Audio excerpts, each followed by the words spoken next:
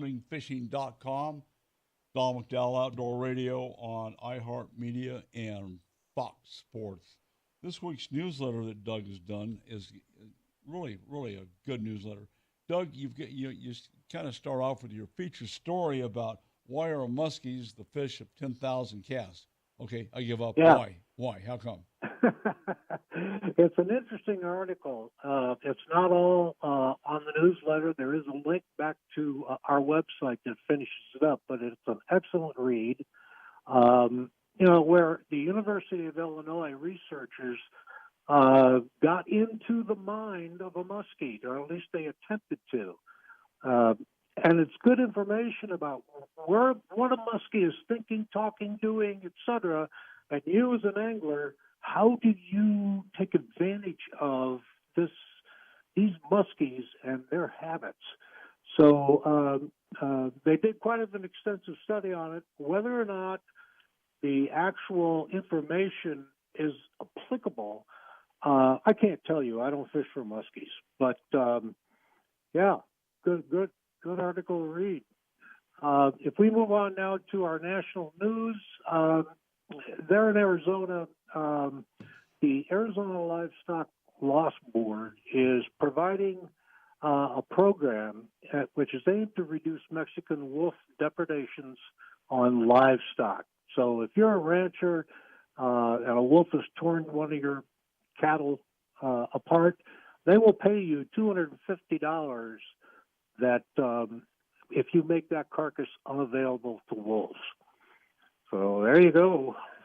I know you just lost $1,000. Well, my only comment is that is a very lame attempt to mitigate the cost of somebody's livestock. Yeah, because that agreed. livestock's worth anywhere from $1,000. I mean, just a normal range cow. excuse me, $1,500 Yeah. to $3,000. It could be. You're right. I mean, that's not much of a compensation. Yeah. I agree. Some interesting stuff on fishing for bass with umbrella rigs. Let's go down to hunting. Now, I did put some pictures out there and links back to the Western Hunting Expo that you, in fact, attended. I don't know much about it. I've never been to one, so I don't know. But good news. Well, it was. I will say this about that. It was a very well attended program, put over Thursday, Friday, Saturday. They had and today, as a matter of fact. But Saturday, good Lord, Doug, they had to run 30,000 people through there. I mean, it was just very well attended, like-minded people looking for, obviously firearms, booking hunts, and it's kind of a unique convention.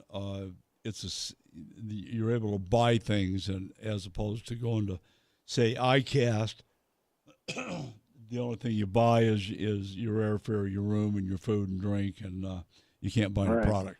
So, ICAST is for vendors. Yeah, so definitely. Well, this is for the public. Yeah, absolutely. But there was lots of rifles, clothing, camouflage, all the widgets in the outdoor world and beyond. So it was really good.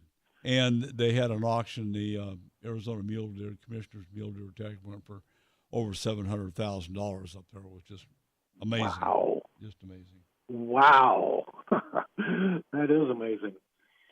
Okay, moving on, Don. I did not know that the Arizona Big Game Raffle is now called Conservation First USA. Interesting. At any rate, there's a graphic out there and a link so you can buy raffle tickets. Yes. In South Dakota. Now, I don't know why we have to do these things, but they do. They've expanded their hen house program to produce more ducks, and you can see the picture of one of these houses for ducks. That's unbelievable. And they have made over 2,000 nest structures. Okay. Yeah, that's I pretty guess. cool. Yeah, it is actually. um, there's an article about tracking Idaho salmon and steelhead populations. Interesting article. Um, the migration through Utah now has their Delta Snow Goose Festival.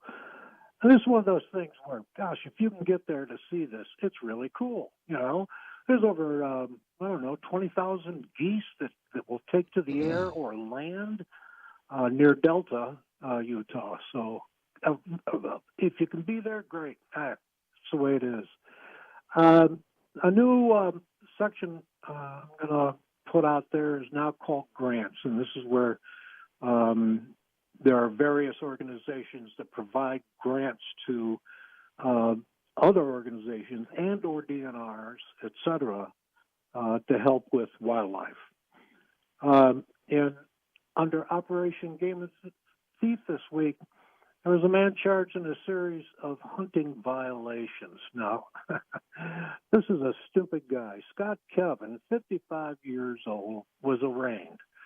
And he was, there was 10 charges put against this guy, taking a white-tailed deer outside lawful hunting hours, hunting without no license, deer hunting license of another, not in the state he's in,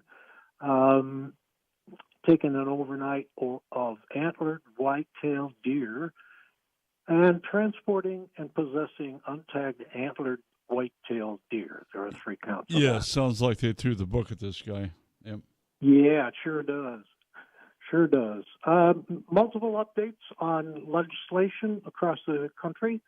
Mostly this involves guns and ammunition. The trade show, and I thought it was really cool. If you go down to new products, there's a safe now provided. Let's see who this is. Out of Shakopee, Minnesota. They have a product called Rocky Mountain Rust. Neat looking safe. I think this thing is around. Oh, it is. It's $4,600. Oh, that's about it, Don. Well, that's a good newsletter, Doug. And I would encourage you guys sign up for Doug's newsletter at huntingfishing.com. And we will do this again next week. Good job, Doug. Thank you so much. All righty. I'm Don McDowell, huntingfishing.com, Don McDowell Outdoor Radio, iHeartMedia, and Fox.